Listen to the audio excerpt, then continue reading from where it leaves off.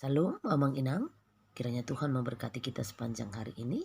Firman Tuhan untuk kita pada Rabu 15 Mei 2024 tertulis dari Ibrani pasal 12 ayat 6. Karena Tuhan menghajar orang yang dikasihinya dan ia menyesah orang yang diakuinya sebagai anak. Dan Amsal 3 ayat 12. Karena Tuhan memberi ajaran kepada yang dikasihinya seperti seorang ayah kepada anak yang disayanginya. Bapak Ibu Saudara sekalian, saya baru tahu bahwa proses induk jerapah melahirkan anaknya itu cukup tragis, cukup mengejutkan, karena ternyata jerapah tidak melahirkan secara duduk atau tergeletak begitu, tapi dia tetap dalam posisi berdiri. Bisa kita bayangkan bagaimana induk jerapah dengan posisi atau keadaan yang tubuhnya tinggi, lehernya tinggi, kakinya tinggi, melahirkan seekor anak. Dan posisinya dia tetap berdiri. Hal yang mencengangkan adalah dia melahirkan anaknya posisi berdiri dan membiarkan anaknya jatuh ke tanah yang keras. Dan dengan kondisi anak yang baru lahir yang lemah, Bapak Ibu Saudara sekalian, induk jerapah akan berdiri di belakang anak yang baru lahir ini dan menendang anak jerapah itu supaya terpelanting jauh. Dan si anak jerapah ini akan berusaha untuk bangkit berdiri dengan kakinya yang masih lemah. Dia berusaha untuk berdiri lagi. Namun terjatuh lagi. Namun apa yang kita lihat? Bukannya induk jerapah membiarkan supaya anak itu dengan proses yang natural boleh berdiri, tapi tidak.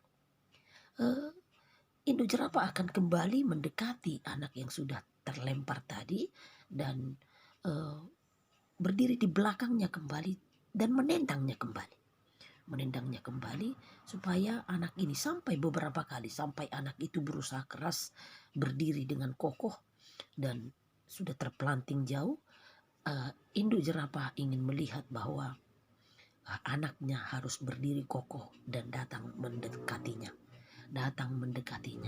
Itu yang mau dikatakan adalah penafsirannya kita mau melihat bahwa induk jerapah ingin anaknya bisa berdiri di kakinya sendiri kokoh, dan pada akhirnya dia akan mampu melawan dan menghindari binatang-binatang buas yang akhirnya akan menyerang dia.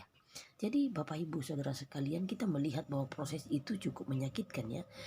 Kalau dari segi pemikiran kita itu sangat kejam, sangat tidak manusiawi, tidak binatangawi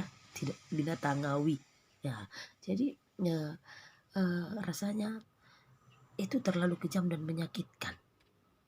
Mengapa rupanya kalau induk jerapah ini membiarkan saja dia berdiri dengan secara natural seperti yang saya katakan ya, tapi bukan demikian ternyata prosesnya.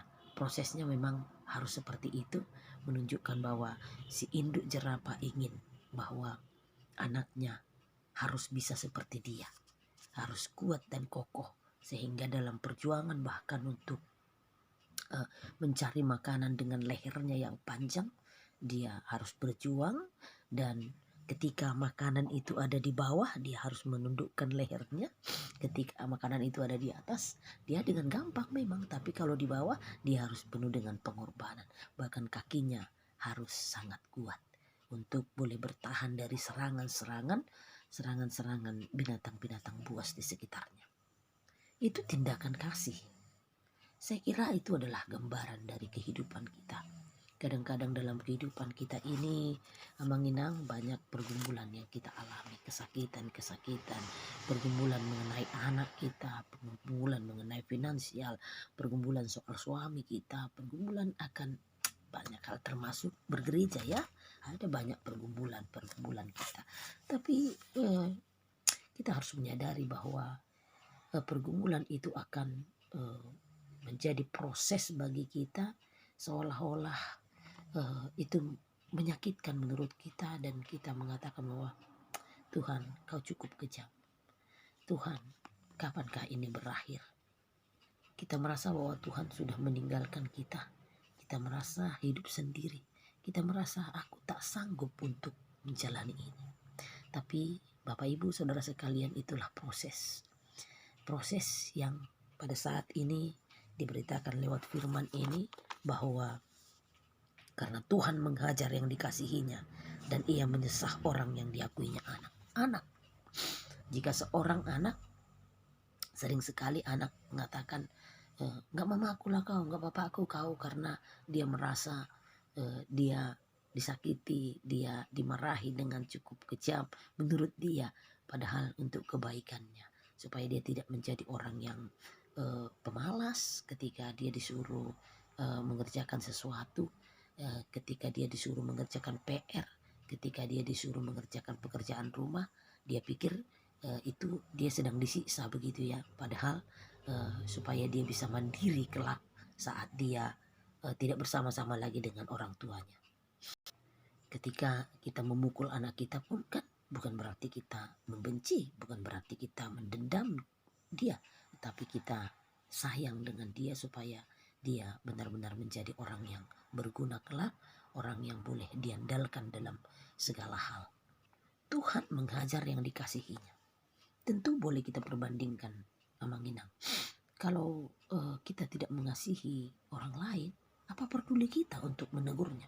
Apa peduli kita untuk menasehatinya? Justru ketika kita menasehati orang lain yang bukan anak kita, maka orang itu akan mengatakan, apa urusanmu dengan aku? Tapi anak kita sendiri sama, kita adalah anak Allah yang dihajarnya dengan berbagai persoalan, dengan berbagai kesulitan. Tapi walaupun dia menghajar, itu bukan berarti kita dibenci, tapi kita tetap dikasihi dengan kasih yang sejati, kasih yang sungguh luar biasa, bahkan memberikan anak Yesus Kristus untuk kita. Jadi ketika kita menahan sesuatu yang menyakitkan, itu bukan berarti Tuhan melupakan kita, tapi dia tetap menyayangi kita dan memberikan kekuatan bagi kita. Bapak Ibu Saudara sekalian, untuk menjalani kehidupan kita ini, tetaplah andalkan Tuhan, percaya bahwa Dia cukup mengasihi kita. Dia ingin kita berdiri kokoh menghadapi dunia ini, menghadapi segala ombak yang ada di dunia ini, menghadapi segala tantangan yang ada di dunia ini, menghadapi segala serangan-serangan yang ada di dunia ini, menghadapi segala goncangan-goncangan yang ada di dunia ini, karena kita yakin dan percaya ombak sebesar apapun mampu Tuhan redakan. Dan kita percaya bahwa di dalam kehidupan kita yang penuh dengan pergumulan, Tuhan ada di sini dan Tuhan ada di sana. Kemanapun kita akan melangkah, Tuhan tetap menyertai kita. Apapun yang kita alami, persoalan-persoalan, sakit penyakit, pergumulan-pergumulan, kita yakin dan percaya kadangkala nampaknya Tuhan kejam menendang kita seperti induk jerapah itu. Tapi maksud baik Tuhan, maksud kasih sayangnya itu supaya kita mampu bertahan, berdiri kokoh di kaki kita, mengandalkan Dia dan menghadapi dunia yang penuh dengan pergumulan, penuh dengan macam ragam-ragam penderitaan. Yakin dan percaya bersama Tuhan kita mampu melewatinya. Tuhan baik, Tuhan baik, Tuhan baik.